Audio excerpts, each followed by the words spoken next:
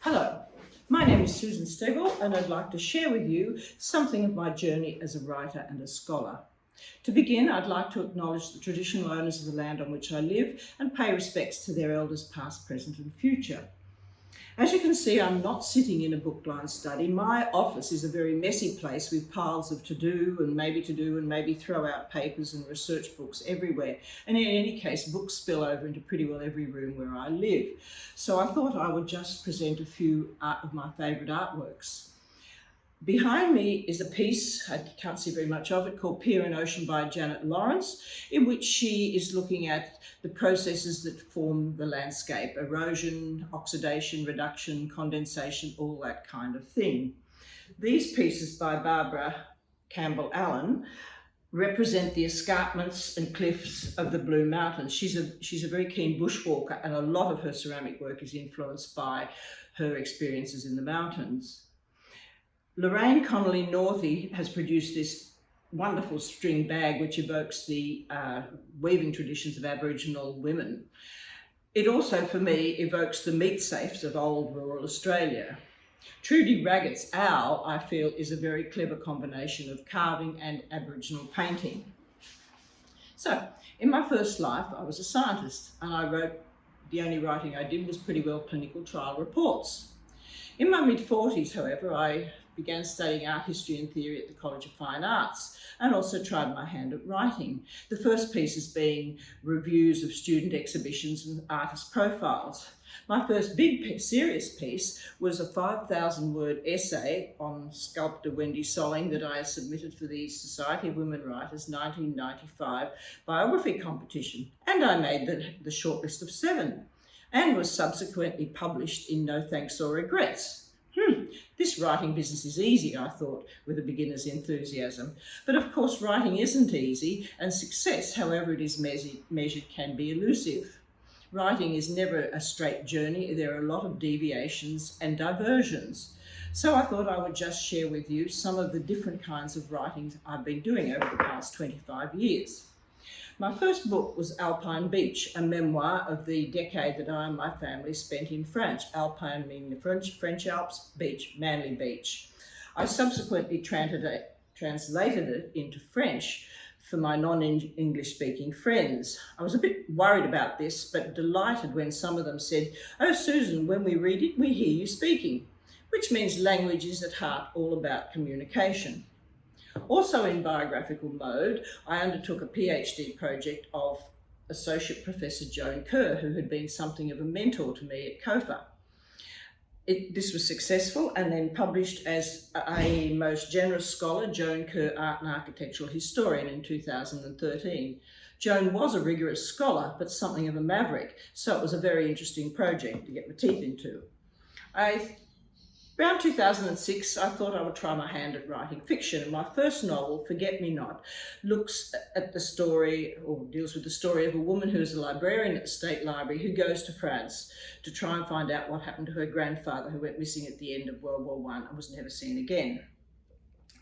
The next novel I had a bit of fun with because it really takes the mickey out of Biennale, installations and very difficult art. At its heart, it has a what if. What if the artwork is real, but the artist is a fake? Then in 2019, 'Tis the Doing, Not the Deed. It too has a what if, or rather a what happens. What happens, when someone, an artist, does something for noble reasons, but the deed that results has unfortunate consequences down the generations. Since Montreal in France in the mountains is my second home, I simply couldn't resist setting these 3 novels between France and Australia. Around the 2000s, I also became interested in formatting and editing, perhaps wanting to work in a more visual mode, and I edited 3 anthologies for the Society of Women Writers, each one of them the entries of the previous year's writing, or the winning entries in the previous year's writing competitions. So, Sharing a Landscape came out in 2004. What have we got here? A Way of Happening in 2006. And then in 2016, Ink 3, the 90th anniversary edition. Also in editing mode, I edited the ISA Review, the Journal of the Independent Scholars Association, from 2010 to 2015. This came out twice a year and usually had a theme for each issue, as well as sections on opinion pieces and book reviews. This one, for example, had the theme of translation. This one, the theme of historiography in the 21st century. Next, I move to some pieces which I call collaboration. Still with Independent Scholars Association, in 2007 we published this book, Limits of Location, Creating a Colony, in which members were asked to look for some material from the Mitchell Library that really hadn't seen the light of day.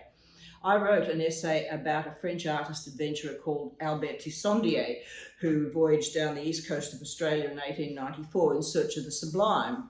His best bet was Jenolan Caves, where you can see some of that, and I was really lucky to find a series of sketches and etchings in the small pictures collection of the Mitchell Library. Also, I belong to the Northern Beaches Writers Group, which Zena Shapter founded back in 2009.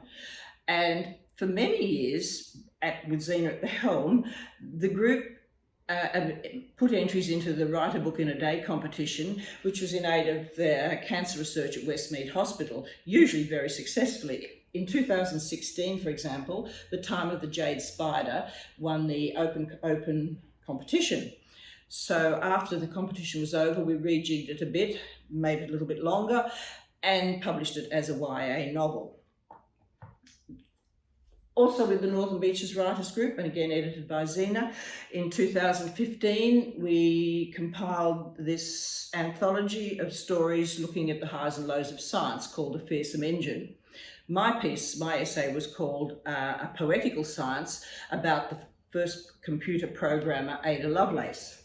Then in 2019, same group, we've been quite busy, Beasts and Butterflies, contemporary takes on old fairy stories. My piece was called Away with the Fairies and was set in Ivanhoe Park, across the road from where I live. It has a rather grim warning at heart: disobey the gods of nature and they will destroy you. Another local collaboration that was interesting is an anthology of 12 stories selected from a pool of 12 local writers and paired with an artist, a local artist, who illustrated the story, not so much in the usual sense, but just an image to evoke the sense of the story. My piece was called Ebb and Flow at the Margins, and the artist Susie Baxter Smith did this very interesting painting, which I think very well epitomises the restlessness of water as the tide is coming in or going out. I've also been doing a family history series, which I started in around 2009. There's one about my maternal grandmother, and the most recent one, Memoir for My Parents, I published in April 2021.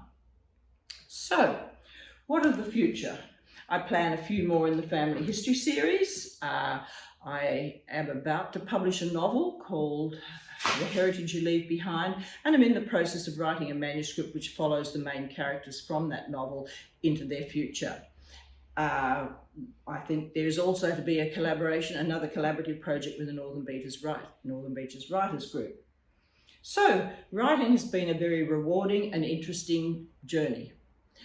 I am ever curious about the world, so there's always a story lurking somewhere in the wings. So, I feel very privileged to be a writer. Thank you.